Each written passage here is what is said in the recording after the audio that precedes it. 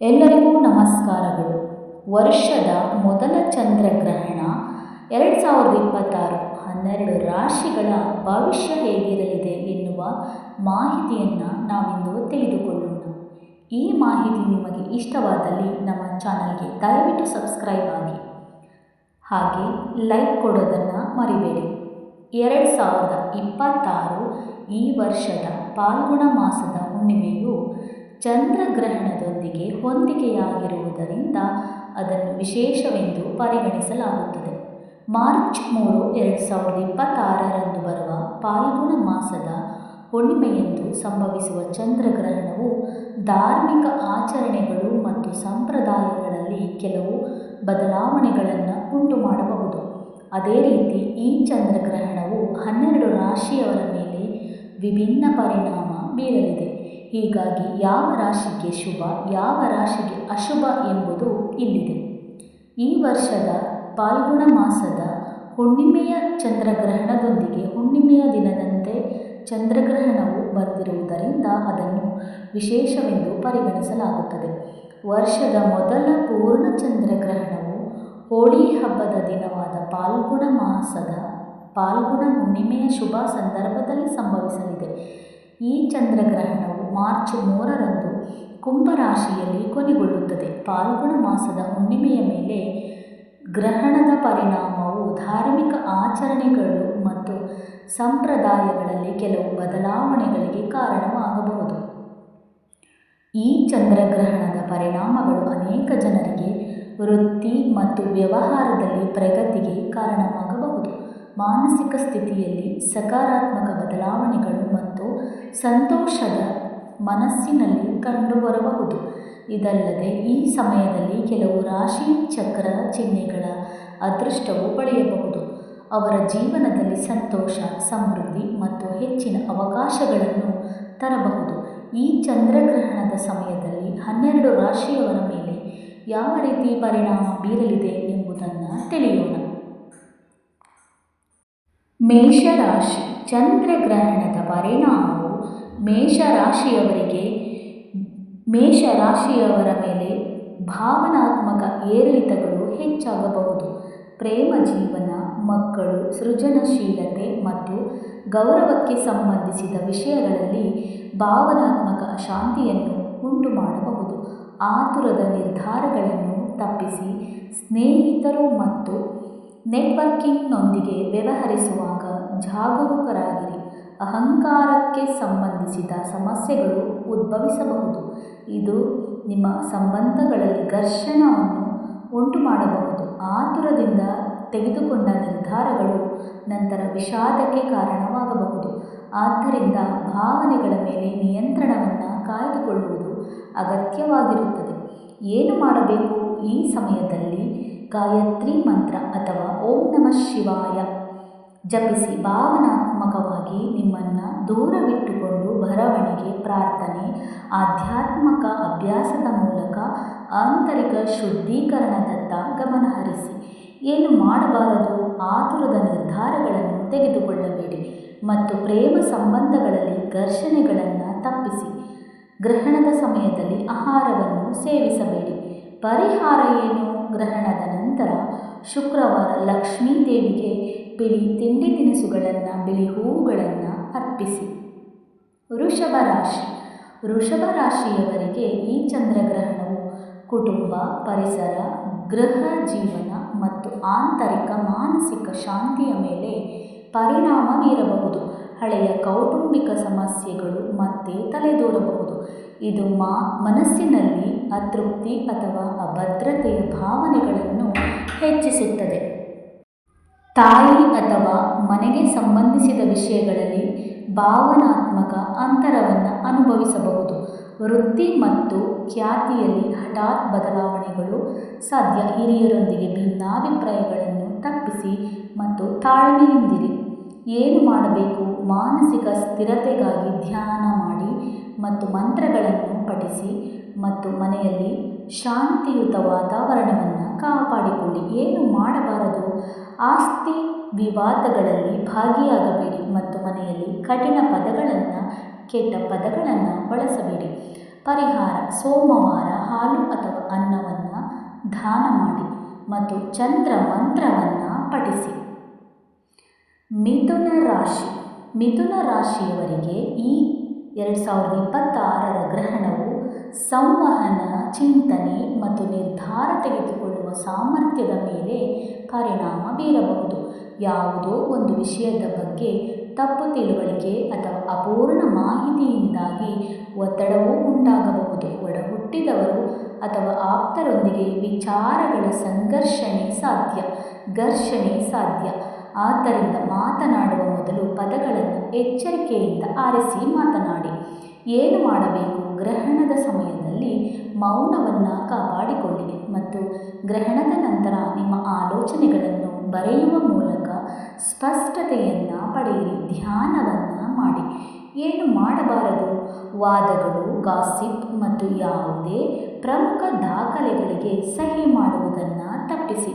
ಪರಿಹಾರ: ಬುಧನ ಮಂತ್ರವನ್ನು ಓಂ ಬ್ರಹ್ಮ ಬ್ರಹ್ಮಸ ಬುಧಾಯ ನಮಃ ಎಂಬ ಬುಧ ಬೀಜ ಮಂತ್ರವನ್ನು ಪಠಿಸಿ ಮತ್ತು ಹಸಿರು ಪದಾರ್ಥಗಳನ್ನು ತಿನ್ನಬೇಡಿ. ಕಟಕ ರಾಶಿ. ಕರ್ಕಾಟಕ ರಾಶಿಯವರು ಚಂದ್ರನಿಂದ ಆಳಲ್ಪಡುತ್ತಾರೆ.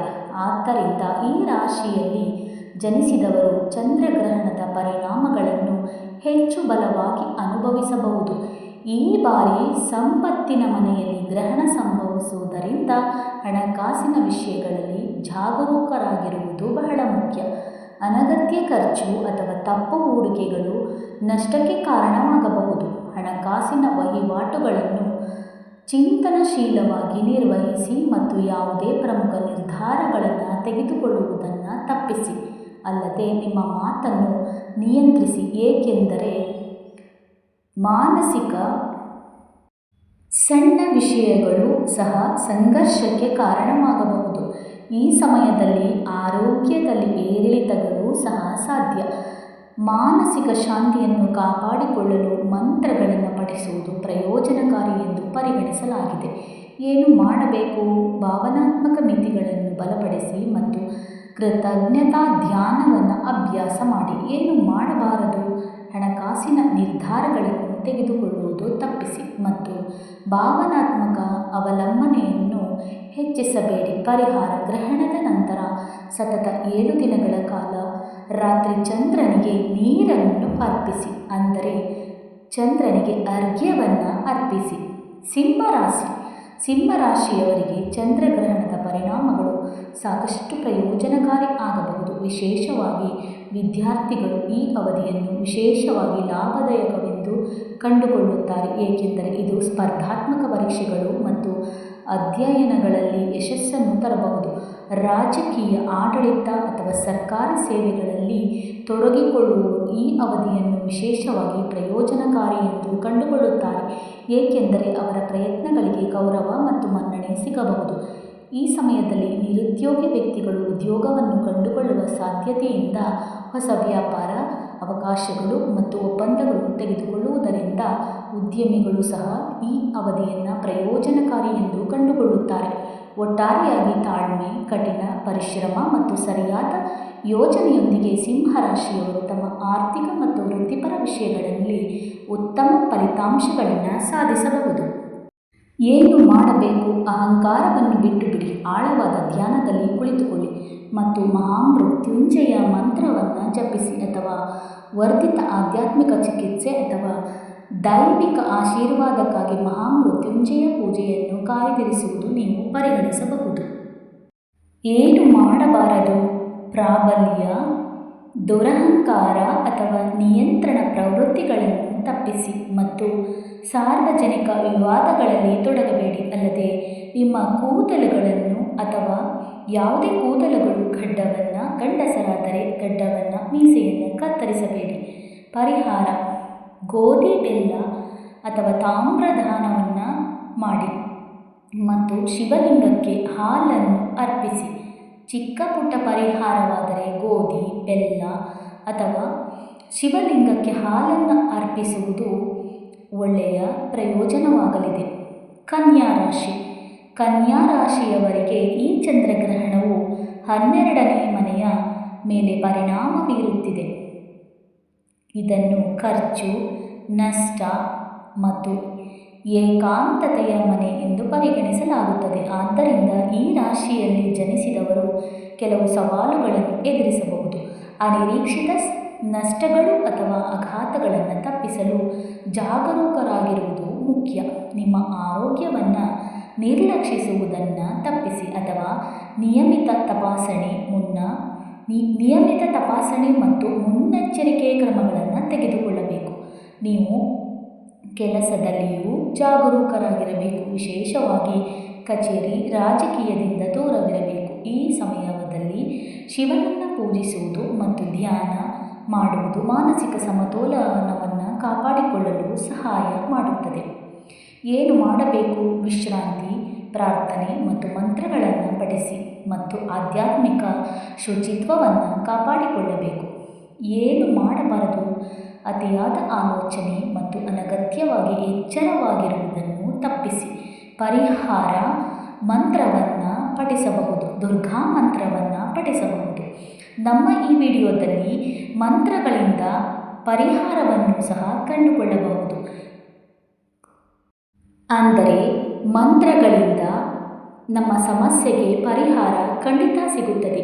ಈ ವಿಡಿಯೋ ಮುಗಿದ ತಕ್ಷಣ ಪರಿಹಾರಕ್ಕಾಗಿ ನಾವು ಮಂತ್ರವನ್ನು ಹಾಕುತ್ತೇವೆ. ಆ ಮಂತ್ರವನ್ನು ನೀವು ಕೇಳಿ ಪರಿಹಾರ ಖಂಡಿತ ಸಿಗುತ್ತದೆ. ತುಲಾ ರಾಶಿಯವರಿಗೆ ಈ ಗ್ರಹಣವು ಸ್ನೇಹ, ಸಾಮಾಜಿಕ ವಲಯ ಮತ್ತು ಆಕಾಂಕ್ಷೆಗಳಿಗೆ ಸಂಬಂಧಿಸಿದ ವಿಷಯಗಳಲ್ಲಿ ಭಾವನಾತ್ಮಕ ಗೊಂದಲವನ್ನು ಉಂಟು ಮಾಡಬಹುದು. ಸ್ನೇಹಿತರಿಂದ ನಿರೀಕ್ಷೆಗಳು ಈಡೇರದಿದ್ದಾಗ ಮನಸ್ಸು ಅಸಮಾಧಾನಗೊಳ್ಳಬಹುದು. ಗುಂಪು ಅಥವಾ ಸಾಮಾಜಿಕ ಚಟುವಟಿಕೆಗಳಲ್ಲಿ ದೂರವನ್ನು ಅನುಭವಿಸಬಹುದು. ಪ್ರೇಮ ಸಂಬಂಧಗಳಲ್ಲಿ ಗೊಂದಲ, ಸೃಜನಶೀಲ ಕೆಲಸವು ಹೊಸ ದಿಕ್ಕುಗಳನ್ನು ಕಂಡುಕೊಳ್ಳಬಹುದು. ಏನು ಮಾಡಬೇಕು? ಸ್ನೇಹವನ್ನು ಶಾಂತವಾಗಿ ಮೌಲ್ಯಮಾಪನ ಮಾಡಿ ಅಥವಾ ಆಂತರಿಕ ಸಮತೋಲನ ಮೇಲೆ ಕೇಂದ್ರೀಕರಿಸಿ. ಏನು ಮಾಡಬಾರದು? ಗುಂಪು ವಿವಾದಗಳಲ್ಲಿ ಭಾಗಿಯಾಗಬೇಡಿ ಮತ್ತು ಇತರರಿಂದ ಅತಿಯಾದ ನಿರೀಕ್ಷೆಗಳನ್ನು ಹೊಂದಿರಬೇಡಿ. ಪರಿಹಾರ: ಲಕ್ಷ್ಮೀ ದೇವಿಗೆ ಬಿಳಿ ಹೂವುಗಳನ್ನು ಅರ್ಪಿಸಿ ಹಾಗೂ ಲಕ್ಷ್ಮೀ ಮಂತ್ರಗಳನ್ನು ಪಠಿಸಬಹುದು. ಹಾಗೆ ವೃಶ್ಚಿಕ ರಾಶಿಯವರಿಗೆ ಈ ಚಂದ್ರಗ್ರಹಣವು 2026ರ ವೃತ್ತಿ, ಖ್ಯಾತಿ ಮತ್ತು ಸಾರ್ವಜನಿಕ ಇಮೇಜ್ ಬಗ್ಗೆ ಮಾನಸಿಕ ಒತ್ತಡವನ್ನು ಹೆಚ್ಚಿಸಬಹುದು. ಕೆಲಸದ ಸ್ಥಳದಲ್ಲಿ ಭಾವನಾತ್ಮಕ ಅಸಮತೋಲನ ಅಥವಾ ಅಧಿಕಾರಕ್ಕೆ ಸಂಬಂಧಿಸಿದ ಸಂಘರ್ಷ ಉಂಟಾಗುವ ಸಾಧ್ಯತೆ ಇದೆ. ಆತುರದಿಂದ ಪ್ರತಿಗ್ರಹಿಸುವುದನ್ನು ತಪ್ಪಿಸುವುದು ಅಗತ್ಯವಾಗಿರುತ್ತದೆ. ಕುಟುಂಬ ವಿಷಯಗಳಲ್ಲಿ ಹಠಾತ್ ನಿರ್ಧಾರಗಳು ಸಾಧ್ಯ. ನಿಮ್ಮ ತಾಯಿಯಿಂದ ನೀವು ಬೆಂಬಲವನ್ನು ಪಡೆಯಬಹುದು. ಆಸ್ತಿಗೆ ಸಂಬಂಧಿಸಿದ ವಿಷಯಗಳು ಮುಖ್ಯವಾಗಿರುತ್ತವೆ. ಏನು ಮಾಡಬೇಕು? ನಿಮ್ಮನ್ನು ಶಾಂತವಾಗಿ ಮತ್ತು ಸಂಯಮದಿಂದ ಇರಿಸಿ ಮತ್ತು ಮನಸ್ಸನ್ನು ಸ್ಥಿರಗೊಳಿಸುವ ಧ್ಯಾನವನ್ನು ಮಾಡಿ. ಏನು ಮಾಡಬಾರದು? ಕೆಲಸದ ಸ್ಥಳದಲ್ಲಿ ಅಹಂಕಾರವನ್ನು ಘರ್ಷಣೆ ಮಾಡಬೇಡಿ ಮತ್ತು ದೊಡ್ಡ ವೃತ್ತಿ ಜೀವನದ ನಿರ್ಧಾರಗಳನ್ನು ಮುಂದೂಡಬೇಡಿ. ಪರಿಹಾರ: ಕಪ್ಪು ಎಳ್ಳು ಅಥವಾ ಸಾಸಿವೆ ಎಣ್ಣೆಯನ್ನು ದಾನ ಮಾಡಿ ಮತ್ತು ಹನುಮಾನ್ ಚಾಲೀಸವನ್ನು ಪಠಿಸಿ. ಧನುರಾಶಿ. ಚಂದ್ರಗ್ರಹಣದ ಪರಿಣಾಮಗಳು ಧನುರಾಶಿಯವರಿಗೆ ಶುಭವಾಗಿರುತ್ತದೆ. ಈ ಸಮಯದಲ್ಲಿ ನೀವು ವಾಹನ ಅಥವಾ ಆಸ್ತಿಯನ್ನು ಸಂಪಾದಿಸಬಹುದು. ಇದು ನಿಮ್ಮ ಆರ್ಥಿಕ ಪರಿಸ್ಥಿತಿಯನ್ನು ಬಲಪಡಿಸುತ್ತದೆ. ಹೆಚ್ಚುವರಿಯಾಗಿ ದೈನಂದಿನ ಆದಾಯ ಹೆಚ್ಚಾಗುವ ನಿರೀಕ್ಷೆ ಇದೆ ಮತ್ತು ಹೂಡಿಕೆಗಳು ಸಹ ಉತ್ತಮ ಲಾಭವನ್ನು ನೀಡುವ ನಿರೀಕ್ಷೆ ಇದೆ. ಈ ಅವಧಿಯಲ್ಲಿ ಹೊಸ ಆದಾಯ ಮೂಲಗಳು ತೆರೆದುಕೊಳ್ಳುತ್ತವೆ ಮತ್ತು ಹಣಕಾಸಿನ ಒಳಹರಿವಿಗೆ ಹೊಸ ಮಾರ್ಗಗಳು ತೆರೆದುಕೊಳ್ಳುತ್ತವೆ. ನಿಮ್ಮ ಧೈರ್ಯ ಮತ್ತು ಶೌರ್ಯ ಹೆಚ್ಚಾಗುತ್ತದೆ. ಇದು ನಿಮಗೆ ಪ್ರಮುಖ ಜೀವನದಲ್ಲಿ ಗುರಿಗಳನ್ನು ಸಾಧಿಸಲು ಅನುವು ಮಾಡಿಕೊಡುತ್ತದೆ. ನಿಮ್ಮ ಕುಟುಂಬದ ಪರಿಸರ ಮತ್ತು ಸಂಬಂಧಗಳಲ್ಲಿ ಶಾಂತಿ ಮತ್ತು ನೆಮ್ಮದಿ ನೆಲೆಸುತ್ತದೆ. ಇದು ಮಾನಸಿಕ ಸಮತೋಲನ ಮತ್ತು ಸಂತೋಷಕ್ಕೆ ಕಾರಣವಾಗುತ್ತದೆ. ಧನುರಾಶಿಯ ಸ್ಥಳೀಯರಿಗೆ ಈ ಗ್ರಹಣವು ನಂಬಿಕೆ, ಸಿದ್ಧಾಂತ ಮತ್ತು ಭವಿಷ್ಯದ ದಿಕ್ಕಿನ ಬಗ್ಗೆ ಗೊಂದಲವನ್ನು ಉಂಟು ಮಾಡಬಹುದು. ಕೆಲವು ಮಾರ್ಗದರ್ಶನ ಅಥವಾ ನಿರ್ಧಾರಗಳ ಬಗ್ಗೆ ಮನಸ್ಸು ಚಂಚಲವಾಗಬಹುದು. ಪ್ರಯಾಣ, ಶಿಕ್ಷಣ ಅಥವಾ ಕಾನೂನು ವಿಷಯಗಳಲ್ಲಿ ಭಾವನಾತ್ಮಕ ಒತ್ತಡವು ಸಾಧ್ಯವಾಗಬಹುದು. ಏನು ಮಾಡಬೇಕು? ಶಾಸ್ತ್ರಗಳನ್ನು ಅಧ್ಯಯನ ಮಾಡಿ ಮತ್ತು ಪ್ರಾರ್ಥನೆಯ ಮೂಲಕ ನಂಬಿಕೆಯನ್ನು ಬಲಪಡಿಸಿ. ಏನು ಮಾಡಬಾರದು? ಸೈದ್ಧಾಂತಿಕ ಚರ್ಚೆಗಳು ಮತ್ತು ಕಾನೂನು ವಿಷಯಗಳಿಂದ ದೂರವನ್ನು ಕಾಪಾಡಿಕೊಳ್ಳಿ. ಪರಿಹಾರ: ಗುರು ಮಂತ್ರವನ್ನು ಪಠಿಸಿ. ಓಂ ಗುರು ಬ್ರಹ್ಮ ಗುರು ವಿಷ್ಣು ಗುರುದೇವೋ ಮಹೇಶ್ವರ ಎನ್ನುವ ಮಂತ್ರವನ್ನು ಪಠಿಸಿ. ಮಕರ ರಾಶಿಯವರಿಗೆ ಚಂದ್ರಗ್ರಹಣದ ಪರಿಣಾಮಗಳು ಶುಭಕರವಾಗಿರುತ್ತವೆ. ಉದ್ಯೋಗಿಗಳಿಗೆ ಹೊಸ ಉದ್ಯೋಗ, ಕೊಡುಗೆಗಳು ಅಥವಾ ಬಡ್ತಿಗಳು ಸಿಗುವ ಸಾಧ್ಯತೆ ಇದೆ. ನೀವು ದೇಶ ಮತ್ತು ವಿದೇಶಗಳಲ್ಲಿ ಪ್ರಯಾಣಿಸಬಹುದು. ಇದು ನಿಮ್ಮ ವೃತ್ತಿ ಮತ್ತು ವೈಯಕ್ತಿಕ ಅಭಿವೃದ್ಧಿಗೆ ಪ್ರಯೋಜನಕಾರಿಯಾಗಿದೆ. ಈ ಸಮಯದಲ್ಲಿ ನೀವು ದುಬಾರಿ ಅಥವಾ ಐಷಾರಾಮಿ ವಸ್ತುವನ್ನು ಸಹ ಖರೀದಿಸಬಹುದು. ಹೊಸ ಆದಾಯದ ಮೂಲಗಳು ತೆರೆಯುವಿಕೆಯೂ ಆಗಬಹುದು. ನಿಮ್ಮ ಆರ್ಥಿಕ ಪರಿಸ್ಥಿತಿಯನ್ನು ಬಲಪಡಿಸುತ್ತದೆ ಮತ್ತು ನಿಮ್ಮ ನಗದು ಹರಿವನ್ನು ಹೆಚ್ಚಿಸಲು. ಇದಲ್ಲದೆ ಈ ಅವಧಿಯಲ್ಲಿ ನಿಮ್ಮ ಸಾಮಾಜಿಕ ಸ್ಥಾನವನ್ನು ಮತ್ತು ಪ್ರತಿಷ್ಠೆಯು ಹೆಚ್ಚಾಗಬಹುದು. ಒಟ್ಟಾರೆಯಾಗಿ ಈ ಅವಧಿಯು ವೃತ್ತಿ, ಸಂಪತ್ತು ಮತ್ತು ಸಾಮಾಜಿಕ ಸ್ಥಾನಮಾನದ ವಿಷಯದಲ್ಲಿ ಮಕರ ರಾಶಿಯವರಿಗೆ ಪ್ರಬಲವಾಗಿರುತ್ತದೆ. ಏನು ಮಾಡಬೇಕು?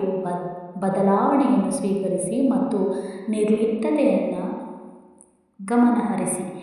ಏನು ಮಾಡಬಾರದು? ಪ್ರತಿಯೊಂದು ಪರಿಸ್ಥಿತಿಯನ್ನು ನಿಯಂತ್ರಿಸಲು ಪ್ರಯತ್ನಿಸಬೇಡಿ ಮತ್ತು ಅಪಾಯಕಾರಿ ಆರ್ಥಿಕ ಕ್ರಮಗಳನ್ನು ತೆಗೆದುಕೊಳ್ಳಬೇಡಿ. ಪರಿಹಾರ: ಕಪ್ಪು ಬಟ್ಟೆ ಅಥವಾ ಆಹಾರವನ್ನು ದಾನ ಮಾಡಿ ಮತ್ತು ಶನಿ ಮಂತ್ರವನ್ನು ಜಪಿಸಬಹುದು. ಕುಂಭರಾಶಿಯವರಿಗೆ ಈ ಗ್ರಹಣವು ಮದುವೆ, ಪಾಲುದಾರಿಕೆ ಮತ್ತು ನಿಕಟ ಸಂಬಂಧಗಳಲ್ಲಿ ಭಾವನಾತ್ಮಕ ಅಸಮತೋಲನವನ್ನು ತರಬಹುದು. ನಿರೀಕ್ಷೆಗಳು ಮತ್ತು ವಾಸ್ತವದ ನಡುವಿನ ವ್ಯತ್ಯಾಸವನ್ನು ಅನುಭವಿಸಬಹುದು. ಸಂಬಂಧಗಳಲ್ಲಿ ಸಂವಹನ ಕೊರತೆಯಿಂದ ತಪ್ಪು ತಿಳುವಳಿಕೆ ಹೆಚ್ಚಾಗಬಹುದು. ವೈಯಕ್ತಿಕ ಮತ್ತು ವ್ಯಕ್ತಿತ್ವ ಮತ್ತು ಚಿಂತನೆಯಲ್ಲಿ ಪ್ರಮುಖ ಬದಲಾವಣೆಗಳು ಸಂಭವಿಸಬಹುದು. ಬುದ್ಧಿವಂತಿಕೆಯಿಂದ ಪ್ರಮುಖ ನಿರ್ಧಾರಗಳನ್ನು ತೆಗೆದುಕೊಳ್ಳಿ. ಏನು ಮಾಡಬೇಕು? ಮನಸ್ಸಿನಲ್ಲಿ ಕ್ಷಮೆಯನ್ನು ಬೆಳೆಸಿಕೊಳ್ಳಿ ಮತ್ತು ಭಾವನಾತ್ಮಕ ತಟಸ್ಥತೆಯನ್ನು ಕಾಪಾಡಿಕೊಳ್ಳಿ. ಏನು ಮಾಡಬಾರದು? ಸಂಗಾತಿ ಅಥವಾ ಸಂಗಾತಿಯೊಂದಿಗೆ ಘರ್ಷಣೆ ಮಾಡಬೇಡಿ ಮತ್ತು ದೊಡ್ಡ ಸಂಬಂಧದ ನಿರ್ಧಾರಗಳನ್ನು ಮುಂದೂಡಬೇಡಿ. ಪರಿಹಾರ: ಚಂದ್ರ, ಶುಕ್ರ ಶಾಂತಿ ಮಂತ್ರವನ್ನು ಪಠಿಸಿ ಮತ್ತು ಬಿಳಿ ವಸ್ತುವನ್ನು ದಾನ ಮಾಡಿ. ಮೀನರಾಶಿಯವರಿಗೆ ಈ ಗ್ರಹಣವು 6ನೇ ಮನೆಯಲ್ಲಿ ಬೀಳುತ್ತಿದೆ. ಇದು ಶತ್ರುಗಳು, ರೋಗ ಮತ್ತು ಸಂಘರ್ಷಕ್ಕೆ ಸಂಬಂಧಿಸಿದೆ. ಆದ್ದರಿಂದ ಈ ಸಮಯದಲ್ಲಿ ವಿರೋಧಿಗಳು ಸಕ್ರಿಯವಾಗಬಹುದು ಮತ್ತು ನಿಮ್ಮ ಕೆಲಸಗಳಲ್ಲಿ ಅಡ್ಡಿಪಡಿಸಲು ಪ್ರಯತ್ನಿಸಬಹುದು. ಪ್ರತಿಯೊಂದು ನಿರ್ಧಾರವನ್ನು ಎಚ್ಚರಿಕೆಯಿಂದ ತೆಗೆದುಕೊಳ್ಳಿ ಮತ್ತು ಯಾರನ್ನೂ ಕುರುಡರಾಗಿ ನಂಬಬೇಡಿ. ಮೀನರಾಶಿಯವರು ತಮ್ಮ ಕೆಲಸದ ಜೀವನದಲ್ಲಿ ಅಡೆತಡೆಗಳನ್ನು ಎದುರಿಸಬಹುದು. ಈ ಸಮಯದಲ್ಲಿ ಶತ್ರುಗಳು ಸಕ್ರಿಯರಾಗಬಹುದು. ವಂಚನೆ ಅಥವಾ ವಂಚನೆಯ ಸಾಧ್ಯತೆ ಇರುತ್ತದೆ. ನಿಮ್ಮ ಆರೋಗ್ಯದ ಬಗ್ಗೆ ಗಮನವಿರಲಿ. ಯಾವುದೇ ಅಪಾಯಕಾರಿ ಚಟುವಟಿಕೆಗಳನ್ನು ತಪ್ಪಿಸಿ. ಶಿವಲಿಂಗಕ್ಕೆ ನೀರು ಅರ್ಪಿಸುವುದು ಮತ್ತು ಶುಭ ಮಂತ್ರಗಳನ್ನು ಪಠಿಸುವುದು ಪ್ರಯೋಜನಕಾರಿ. ಏನು ಮಾಡಬೇಕು? ವಿಶ್ರಾಂತಿ, ಧ್ಯಾನ ಮತ್ತು ಗುಣಪಡಿಸುವ ಅಭ್ಯಾಸಗಳನ್ನು ಮತ್ತು ಪೂಜೆ, ಶಾಂತಿಯನ್ನು ಕಾಪಾಡಿಕೊಳ್ಳಿ. ಏನು ಮಾಡಬಾರದು? ಅತಿಯಾದ ಕಠಿಣ ಪರಿಶ್ರಮ ಮತ್ತು ಭಾವನಾತ್ಮಕ ಪಲಾಯನವನ್ನು ತಪ್ಪಿಸಿ. ಪರಿಹಾರ: ಮಹಾಮೃತ್ಯುಂಜಯ ಮಂತ್ರವನ್ನು ಪಠಿಸಿ ಮತ್ತು ಔಷಧ ಅಥವಾ ಆಹಾರವನ್ನು ದಾನ ಮಾಡಿ. ಇದಿಷ್ಟಾಗಿತ್ತು 12 ರಾಶಿಗಳ ಫಲಾನುಫಲ. ಯಾವುದಕ್ಕೂ ಯಾವ ಸಂದರ್ಭದಲ್ಲೂ ಪರಿಹಾರವಂತೂ ಇದ್ದೇ ಇರುತ್ತದೆ. ಹಾಗೆ ಮಂತ್ರಗಳನ್ನು ಪಠಿಸುವುದರಿಂದ ಒಳ್ಳೆಯ ಲಾಭವಾಗಿರುವ ಪರಿಣಾಮವನ್ನು ಅನುಭವಿಸಬಹುದು. ಹಾಗಾಗಿ ಈ ವಿಡಿಯೋ ಮುಗಿದ ತಕ್ಷಣ ನಾವು ಚಂದ್ರ ಮಂತ್ರವನ್ನು ಪಠಿಸಿ ಅಥವಾ ಹಾಕಲಿದ್ದೇವೆ. ಚಂದ್ರಗ್ರಹಣದ ಪರಿಣಾಮವಾಗಿ ಚಂದ್ರನ ಮಂತ್ರವನ್ನು ಪಠಿಸುವುದು ಚಂದ್ರಗ್ರಹಣದ ಕೆಟ್ಟ ಪರಿಸ್ಥಿತಿಯನ್ನು ನಿರ್ವಹಿಸಬಹುದು. ಯಾವುದೇ ಅಡೆತಡೆಗಳನ್ನು ನಿವಾರಿಸಬಹುದು. ಚಂದ್ರ ಮಂತ್ರವನ್ನು ಕೇಳುವುದರಿಂದ ಚಂದ್ರಗ್ರಹಣದ ಪರಿಣಾಮವು ಕಡಿಮೆಯಾಗುತ್ತದೆ. ಮುಂದಿನ ವಿಡಿಯೋಗಳಿಗಾಗಿ ನಿರೀಕ್ಷಿಸಿ. ಚಂದ್ರ ಮಂತ್ರವನ್ನು ನಾವು ಹಾಕಲಿದ್ದೇವೆ. ಹಾಗೆ ಹೇಗಿತ್ತು ಈ ವಿಡಿಯೋ ಎಂಬುದನ್ನು ಕಮೆಂಟ್ ಮಾಡೋದನ್ನು, ಹಾಗೆ ನಮ್ಮ ಚಾನಲ್ಗೆ ಸಬ್ಸ್ಕ್ರೈಬ್ ಆಗೋದನ್ನು ಮರೆಯಬೇಡಿ. ಧನ್ಯವಾದಗಳು.